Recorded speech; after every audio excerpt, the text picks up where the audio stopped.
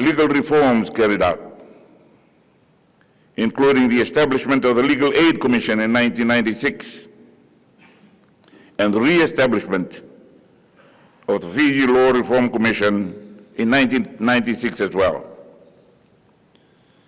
Now I'm glad that for the third time, the Law Reform Commission is being re-established, and I anticipate that it will be fully operational in 2024.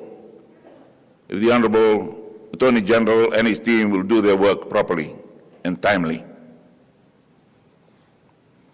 It is timely as well that the law governing the legal practice in Fiji is now being reviewed, and that was recently approved by Cabinet.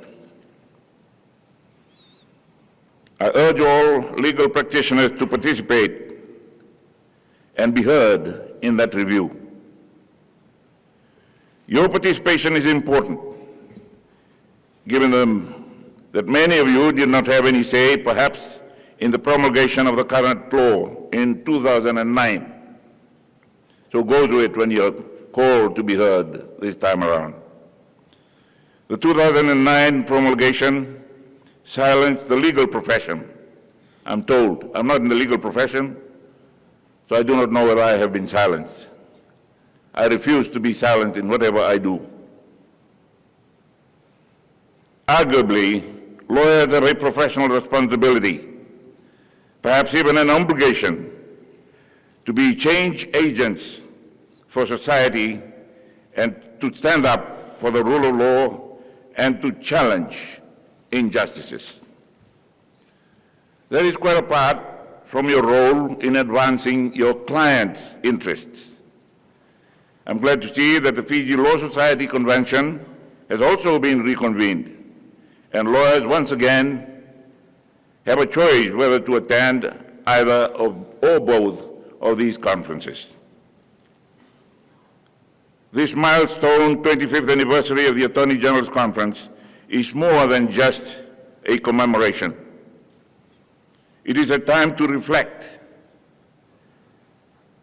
on evolution of the legal profession and your pivotal role in our democracy and our development as a nation.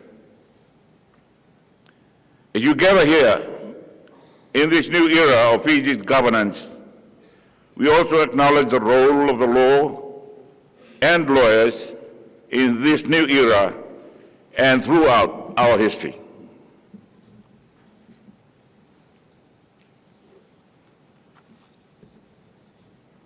At the same time, it is timely that this annual gathering reviews the continuing evolution of the legal landscape in Fiji and also worldwide.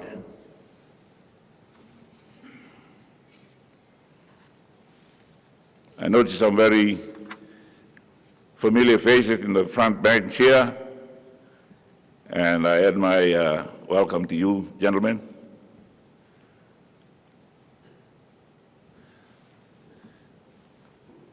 I always boast about having been a magistrate class 4, or giving the powers of a magistrate class 4. And then I was granted the powers of a judge to sit in a court, in a field general court martial, to try a soldier under charges of murder.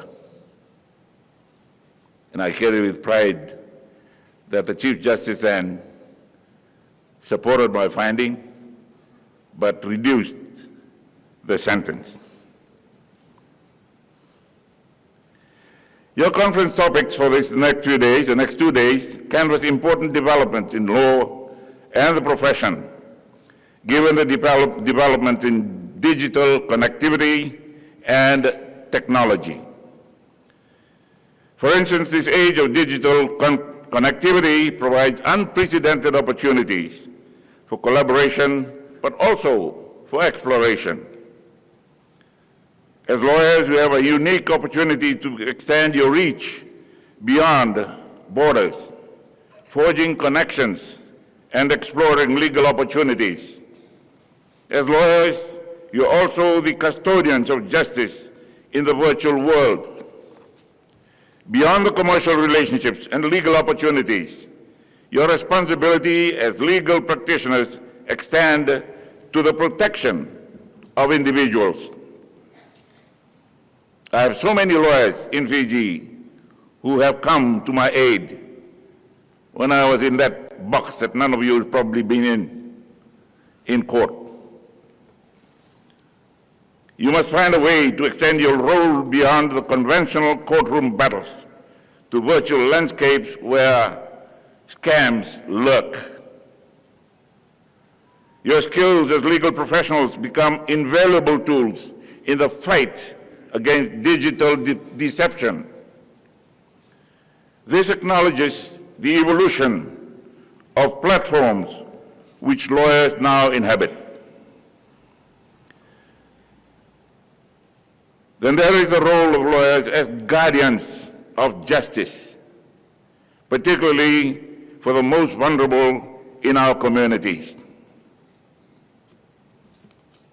In today's world, grappling with the alarming prevalence of sexual crimes, especially those against women and children, the duty of lawyers becomes all the more crucial.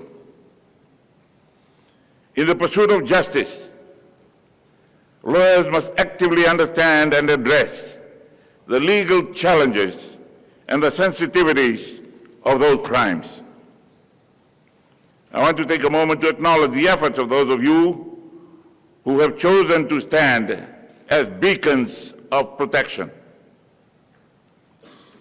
As I said, this is not just a celebration of the anniversary of the conference, but a recognition of the legal profession throughout the years, recognition of your sacrifices, of your performances, and your own efforts to further your capabilities in your profession.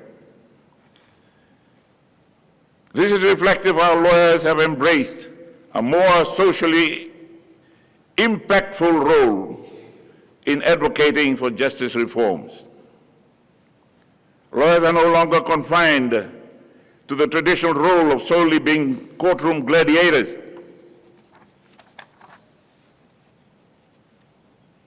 You're more than that.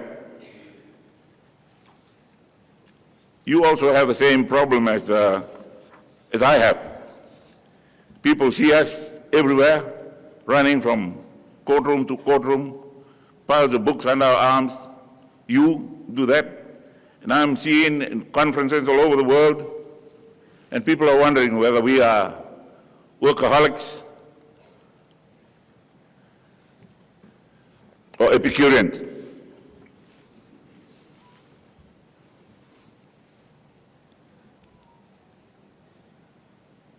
Whether we are workaholics or Epicureans. Workaholics, we know, they work very hard, they look for work, and Epicureans are those that occupy high offices and do nothing and get paid.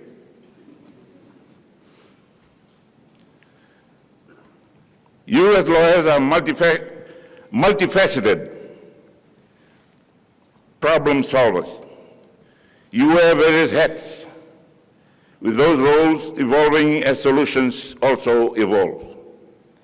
The ability of lawyers to navigate diverse systems of dispute resolution highlight the crucial aspect of adaptability. It also underscores your role in delivering justice through a range of problem-solving approaches. Yet your influence does not end with individuals and disputes. It extends to the environment that you inhabit, or we inhabit. I've just come back from the 28th Conference of Parties, the UN Framework, to the UN Framework Convention on Climate Change, UNFCCC. As I looked around the room, that big room that we were in, I noticed only one other person who was there with me in the beginning of this search of sustainable development in this millennium. Senator John Kerry, who was then Secretary of State to President Bush, was present in 1992 at the Earth Summit in Rio when they first started talking about the millennium, sustainable development for that millennium, and they changed the name of the group that got together then and called them just a conference of parties. Those that agreed at the time to find solutions to the changing weather patterns of the world. I also saw in the corridor there Mrs. Clinton. And I had a bilateral meeting with, I called him Sir Anthony, and he said, no, call me Tony Blair. So I felt very lonely.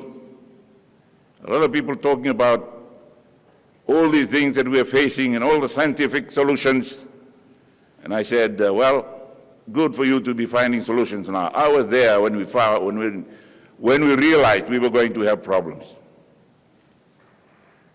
So we started the conferences, which has now become COP, and we have just had the 28th year of that conference. And you are now celebrating 25 years of yours. You're part of this journey of change, adapting, adopting, and practicing new things that will ameliorate, that mitigate, and also adapt to the changes that we cannot stop.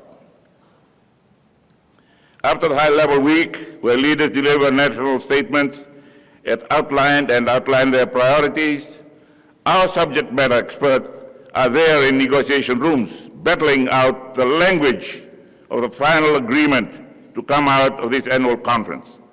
Some are still there. The Honorable Minister for Women arrived back this morning, and she will probably be part of the conference if she's not already here. Some are still there working. And how we're going to shape the language for the world leaders to act, while the world leaders have gone back, waiting for the final resolutions to come. And then we will have to act, and we will get your support. Unfortunately, when I got back, the Attorney General told me, sir, you didn't take any lawyers. And I said, there were a lot there. I was probably the non-lawyer in the conference. Who are lawyers? What are lawyers? But I took his point, and they were talking legal language, or legalese, or whatever you call it. We needed experts in our own laws, not just the universal laws that are applied, not only those that are based on British common law. People have come out, and they have developed, and I'm hoping that this conference will come out with our own autochthonous laws, laws that you create, that come out of what we have had in the past, what we are now experiencing, and what we see going forward into the future.